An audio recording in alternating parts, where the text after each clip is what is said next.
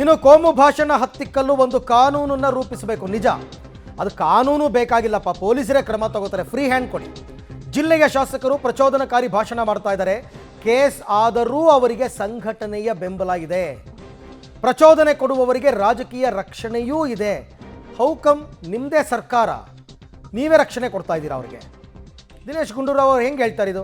ಕೆಲವರಿಗೆ ಈ ಸಾವುಗಳು ರಾಜಕೀಯ ಬಂಡವಾಳ, ಗಲಭೆ ಹತ್ಯೆಗಳನ್ನು ನಿಲ್ಲಿಸೋದು ನಮ್ಮ ಮುಖ್ಯ ಜವಾಬ್ದಾರಿ, ಹೀಗೆಲ್ಲ ಮಾತನಾಡಿದ್ದಾರೆ. ಓಕೆ, ಇದೆಲ್ಲನೂ ಒಪ್ತೀನಿ ನಾನು.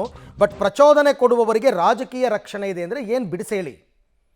ನಿಮ್ಮದೇ ಸರ್ಕಾರ ಇದೆ, ನೀವೇ ತನಿಖೆ ಮಾಡಿಸ್ಬೋದು, ನೀವೇ ಕಡಿವಾಣ ಹಾಕ್ಬೋದು, ಅಥವಾ ಯಾರು ಈ ಥರ ಪ್ರಚೋದನಕಾರಿ ಭಾಷಣ ಮಾಡ್ತಾರೋ ಅವ್ರನ್ನ ಅರೆಸ್ಟ್ ಮಾಡಿಸಿ. ಮೊದಲು ಈ ಕೊಲೆ ಇದನ್ನೆಲ್ಲ ಕಡಿಮೆ ಮಾಡಬೇಕು ಈ ಭಾಗದಲ್ಲಿ. ಸೋಷಿಯಲ್ ಮೀಡಿಯಾ ಸಮಸ್ಯೆ ಇಡೀ ದೇಶದಲ್ಲಿದೆ, ನಮ್ಮ ಒಂದು ಜಿಲ್ಲೆಗಲ್ಲ ಅಥವಾ ಒಂದು ರಾಜ್ಯಕ್ಕೇನಲ್ಲ. ಆದ್ದರಿಂದ ಮತ್ತು ಕಾನೂನು ಅಡಿಯಲ್ಲಿ ಏನಾಗ್ತಾ ಇದೆ ಅಂತ ಹೇಳಿದ್ರೆ, ಈ ಹೇಟ್ ಸ್ಪೀಚಸ್ ಮಾಡಿದಾಗ ಅಥವಾ ಇನ್ನೊಂದು ಭಾಷಣಗಳು ಮಾಡಿದಾಗ ಅದು ಅವ್ರಿಗೆ ಕೋರ್ಟ್ನಲ್ಲಿ ನಾವು ಅವ್ರಿಗೆ ಸುಲಭವಾದಂಥ, ಯಾಕಂದರೆ ಈಗಿರುವಂಥ ಕಾನೂನುಗಳಲ್ಲಿ ಅವರಿಗೆ ಸುಲಭವಾಗಿ ಬೇಲ್ ಸಿಗ್ತದೆ, ಸುಲಭವಾಗಿ ಹೊರಗೋದಕ್ಕೆ ಇದಕ್ಕೇ ಪ್ರತ್ಯೇಕವಾದಂಥ ಹೊಸ ಕಾನೂನು ಮಾಡಬೇಕಾಗ್ತದೆ. ಅದು ಕೂಡ ಭಾಳ ಅವಶ್ಯಕತೆ ಇದೆ. ಯಾಕಂದರೆ ಈ ಹೇಟ್ ಸ್ಪೀಚು ಸೋಷಿಯಲ್ ಮೀಡಿಯಾದಲ್ಲಿ ಯಾರಿದ್ದಾರೆ, ಇನ್ಕ್ಲೂಡಿಂಗ್ ಟಾಪ್ ಲೀಡರ್ಸೇ ಇದ್ದಾರೆ. ಟಾಪ್ ಲೀಡರ್ಸೇ ಮಾತಾಡ್ತಾರೆ, ಎಷ್ಟೋ ಜನ. ಆಯಿತಾ, ಇವತ್ತು ಮೊನ್ನೆ ಗುಲ್ಬರ್ಗದಲ್ಲಿ ಮಾತಾಡಿದ್ದು ಏನದು? ಬಿ ಜೆ ಪಿಯ ಲೀಡ್ರು. ಮತ್ತು ಯತ್ನಾಳ್ಗಳ ಸ್ಪೀಚ್ಗಳು ಕೇಳಿದ್ದೀರಾ ನೀವು? ಯಾವ ಥರ ಮಾತಾಡ್ತಾರೆ. ಇಲ್ಲೇ ನಿಮ್ಮ ಜಿಲ್ಲೆಯಲ್ಲೇ ಶಾಸಕರುಗಳು ಯಾವ ಥರ ಮಾತಾಡ್ತಾರೆ. ಅದು ಒಂದು ಹೇಟ್ ಸ್ಪೀಚ್ ತಾನೆ, ಪ್ರೊವೊಕೇಟಿವ್ ಸ್ಪೀಚಸ್ ತಾನೆ. ಯಾಕೆ ಮತ್ತು ಅನೇಕ ಜನ ಬೇರೆ ಎಲ್ಲ ಕಡೆ ಸೋಷಿಯಲ್ ಮೀಡಿಯಲ್ಲಿ ಹಾಕ್ತಾರೆ. ಯಾಕಂದರೆ ಕಾನೂನಲ್ಲಿ ನಾವು ಅವ್ರಿಗೆ ಕೇಸ್ ಬುಕ್ ಮಾಡಿದ್ರು ಕೂಡ. ಓಕೆ, ರಾಜಕೀಯ ರಕ್ಷಣೆ ಅಂತಲ್ಲ ಅವ್ರು ಹೇಳಿದ್ದು, ಕಾನೂನಿನ ರಕ್ಷಣೆ ಸಿಗ್ತಾ ಇದೆ, ಬೇಗ ಬೇಗ ಬೇಲ್ ಸಿಕ್ಬಿಡುತ್ತೆ ಅಂತ ಅವ್ರು ಹೇಳ್ತಿರೋದು. ಇನ್ನು ದಕ್ಷಿಣ ಕನ್ನಡ ಜಿಲ್ಲೆಗೆ ಉಸ್ತುವಾರಿ ಸಚಿವರ ಬದಲಾವಣೆ ಪ್ರಸ್ತಾಪ ಇದೆ. ಈ ಬೇಡಿಕೆಯನ್ನು ಅಲ್ಲಿ ಇಟ್ಟಿದ್ದಾರೆ, ಬದಲಾಯಿಸಿ ಅಂತ. ನನಗೆ ದಕ್ಷಿಣ ಕನ್ನಡ ಜಿಲ್ಲಾ ಉಸ್ತುವಾರಿ ಬೇಡವೇ ಬೇಡ, ಉಸ್ತುವಾರಿ ಹೊಣೆಯನ್ನು ಬದಲಾಯಿಸಿ ಅಂತ ದಿನೇಶ್ ಗುಂಡೂರಾವ್ ಹೇಳ್ತಾ ಇದ್ದಾರಂತೆ. ಆದರೆ ದಕ್ಷಿಣ ಕನ್ನಡ ಜಿಲ್ಲಾ ಉಸ್ತುವಾರಿಗೆ ಯಾವ ಸಚಿವರು ಸಿದ್ಧರಿಲ್ಲ. ಸಿಎಂ ಪಾಲಿಗೆ ತಲೆನೋವಾಗಿದೆ ದಕ್ಷಿಣ ಕನ್ನಡ ಜಿಲ್ಲೆ ಉಸ್ತುವಾರಿ ಹೊಣೆ. ಆದರೆ ಬೆಕ್ಕಿಗೆ ಗಂಟೆ ಕಟ್ಟೋರು ಯಾರು ಅನ್ನೋ ಸ್ಥಿತಿ. ಆ್ಯಕ್ಚುಲಿ ಏನಾಗಿದೆ ಅಂತಂದರೆ, ಯು ಟಿ ಖಾದರ್ ಒಬ್ಬರು ಅಲ್ಲಿ ಶಾಸಕರಾಗಿ ಆಯ್ಕೆಯಾಗಿದ್ದಾರೆ. ಯು ಟಿ ಖಾದರ್ ಅವರು ಈಗ ಸ್ಪೀಕರ್ ಆಗಿದ್ದಾರೆ.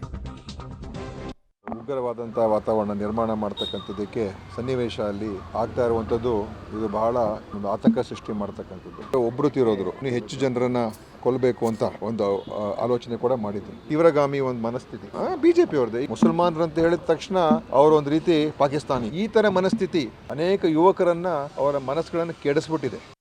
ಬಹುಶಃ ಅವ್ರನ್ನ ಅಲ್ಲಿಂದ ಬದಲಾಯಿಸ್ಬಿಟ್ರೆ, ಇಲ್ಲೆಲ್ಲ ಬೆಂಗಳೂರು ಕಡೆ ಹಾಕೊಂಬಿಟ್ರೆ ಅಲ್ಲೇನು ಸಮಸ್ಯೆನೇ ಇರಲ್ಲ. ಸಮಸ್ಯೆಯ ಉತ್ಪಾದಕರು ಯಾರಾದರೂ ಇದ್ದರೆ ಅದು ದಿನೇಶ್ ಗುಂಡೂರಾವ್. ಇಂಥ ಬೆಂಕಿಗೆ ತುಪ್ಪ ಸುರಿಯೋ ಕೆಲಸ ಮಾಡೋದಿದ್ದರೆ ಇಂಥವರು ಮಂತ್ರಿ ಆಗಲಿಕ್ಕೆ ಯೋಗ್ಯರಿದ್ದಾರೆ ಅಂತ ನನ್ನ ಪ್ರಶ್ನೆ ಇದೆ. ರೈಟ್, ಈ ಎಲ್ಲ ವಿಚಾರಕ್ಕೆ ಸಂಬಂಧಪಟ್ಟಂತೆ ಮತ್ತಷ್ಟು ಮಾಹಿತಿ ನನ್ನ ಕೊಲೀಗ್ ರವೀಶ್ ಅವರಿಂದ ಪಡ್ಕೊಂಡ. ರವೀಶ್, ಒಂದು ಕಡೆ ದಕ್ಷಿಣ ಕನ್ನಡ ಜಿಲ್ಲಾ ಉಸ್ತುವಾರಿ ಸ್ಥಾನ ನನಗೂ ಬೇಡ ಅಂತ ದಿನೇಶ್ ಗುಂಡೂರಾವ್ ಹೇಳ್ತಾ ಇದ್ದಾರೆ, ಅವ್ರನ್ನ ಬದಲಾಯಿಸಿ ಅಂತ ಅಲ್ಲಿನ ಸ್ಥಳೀಯ ನಾಯಕರು ಹೇಳ್ತಾ ಇದ್ದಾರೆ. ಆದರೆ ಸಿದ್ದರಾಮಯ್ಯನವರಿಗೆ ಯಾರೂ ಬೇರೆ ಹ್ಯಾಂಡ್ ಸಿಗ್ತಾ ಇಲ್ವಾ, ಯಾರೂ ಒಪ್ಕೋತಾ ಇಲ್ವಾ? ಯಾಕೆ ಒಪ್ಕೊಳ್ಳಲ್ಲ ದಕ್ಷಿಣ ಕನ್ನಡದ ಉಸ್ತುವಾರಿಯನ್ನು ಅಂತ? ಅರವಿಂದ್, ಖಂಡಿತವಾಗಿಯೂ ಕೂಡ ಕಾಂಗ್ರೆಸ್ನ ಒಳಗಡೆ ಎಲ್ಲರೂ ಕೂಡ ಬೆಂಗಳೂರಿನಿಂದ ಮತ್ತು ಬೆಳಗಾವಿಯಿಂದ ಹೋಗುವಂಥ ಪರಿಸ್ಥಿತಿ ನಿರ್ಮಾಣ ಆಗಿದೆ. ಯಾಕೆಂದರೆ ದಕ್ಷಿಣ ಕನ್ನಡ ಜಿಲ್ಲಾ ಉಸ್ತುವಾರಿ ಸಚಿವರು ದಿನೇಶ್ ಗುಂಡೂರಾವ್ ಅವರು ಬೆಂಗಳೂರಿನಿಂದ ಅಲ್ಲಿ ಹೋಗಬೇಕು, ಅಲ್ಲಿ ಕಾನೂನು ಸುವ್ಯವಸ್ಥೆ ಜೊತೆಗೆ ಬೇರೆ ಬೇರೆ ರೀತಿಯ ಮೀಟಿಂಗ್ಸ್ ಆಗಿರ್ಬೋದು, ನಿರ್ವಹಣೆ ಎಲ್ಲವನ್ನು ಕೂಡ ಮಾಡಬೇಕು, ಇದು ಕಷ್ಟ ಆಗುತ್ತೆ ಅಂತ ಈ ಮೊದಲೇ ಹೇಳಿದ್ರಂತೆ. ಯಾಕೆಂದರೆ ಇದನ್ನು ಸ್ವತಃ ಪರಮೇಶ್ವರ್ ಅವರೇ ಒಂದು ರೀತಿಯಲ್ಲಿ ಸ್ಪಷ್ಟಪಡಿಸ್ತಾ ಇದ್ರು. ಅಂದರೆ ದಿನೇಶ್ ಗುಂಡೂರಾವ್ ಅವರೇ ಹೇಳ್ತಾ ಇದ್ದಾರೆ ನನಗೆ ಸಾಕಾಗಿದೆ ಬೇಡ ಅಂತೇಳಿ.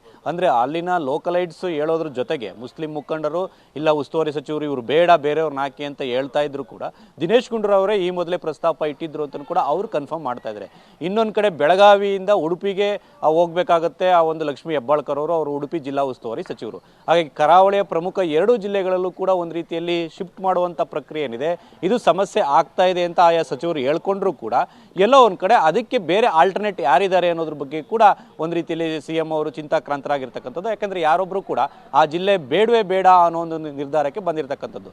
ಯಾಕೆಂದರೆ ಉಡುಪಿ ಅಥವಾ ಒಂದು ದಕ್ಷಿಣ ಕನ್ನಡ ಜಿಲ್ಲೆಯಲ್ಲಿ ಯಾರಾದರೂ ಸಚಿವರಾಗಿ ಆಯ್ಕೆಯಾಗಿದ್ದರೆ ಈ ಸಮಸ್ಯೆ ತಲೆದೋರ್ತಾ ಇರಲಿಲ್ಲ. ಆದರೆ ಯಾರೂ ಕೂಡ ಇಲ್ಲದೆ ಇರತಕ್ಕಂಥ ಹಿನ್ನೆಲೆಯಲ್ಲಿ ಈಗ ಸರ್ಕಾರಕ್ಕೆ ಒಂದು ರೀತಿಯಲ್ಲಿ ಇಕ್ಕಟ್ಟ ಸ್ಥಿತಿ ನಿರ್ಮಾಣ ಆಗಿರ್ತಕ್ಕಂಥದ್ದು.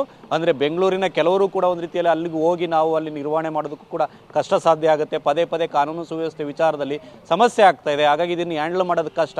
ಹಾಗಾಗಿ ಜಿಲ್ಲಾ ಸಹವಾಸವೇ ಬೇಡ ಅಂತಲೂ ಕೂಡ ಕೆಲ ಸಚಿವರುಗಳು ಕೂಡ ಹೇಳಿರ್ತಕ್ಕಂಥದ್ದು. ಈ ಹಿನ್ನೆಲೆಯಲ್ಲಿ ಅಳೆದು ತೂಗಿ ಎಲ್ಲೋ ಒಂದು ಕಡೆ ದಿನೇಶ್ ಗುಂಡೂರಾವ್ ಅವರಲ್ಲಿ ಕಂಟ್ರೋಲ್ ಮಾಡ್ತಾರೆ ಮತ್ತು ಅಲ್ಲಿಗೆ ಸಾಧಕ ಬಾಧಕಗಳನ್ನು ಕೂಡ ಚರ್ಚೆ ಮಾಡಿ ಅವ್ರನ್ನ ಜಿಲ್ಲಾ ಉಸ್ತುವಾರಿ ಸಚಿವರನ್ನಾಗಿ ಮಾಡಿದರು.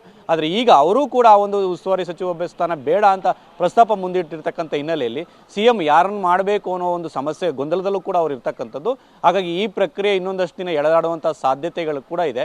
ಅಂದರೆ ಯಾರು ಮುಂದೆ ಬರ್ತಾ ಇಲ್ಲ, ಹಾಗಾಗಿ ಯಾರನ್ನ ಪಿಕ್ ಮಾಡಬೇಕು ಅಥವಾ ದಿನೇಶ್ ಗುಂಡೂರಾವ್ ಅವರೇ ಕಂಟಿನ್ಯೂ ಮಾಡ್ಕೊಂಡು ಹೋಗ್ಬೇಕಾ ಅನ್ನೋದ್ರ ಬಗ್ಗೆ ಕೂಡ CM ಕೆಲವೇ ದಿನಗಳಲ್ಲಿ ನಿರ್ಧಾರ ಮಾಡ್ತಾರೆ. Arvind, right, thank you Ravish, ನಮ್ಮೆಲ್ಲ ಮಾಹಿತಿಗಾಗಿ ಧನ್ಯವಾದ.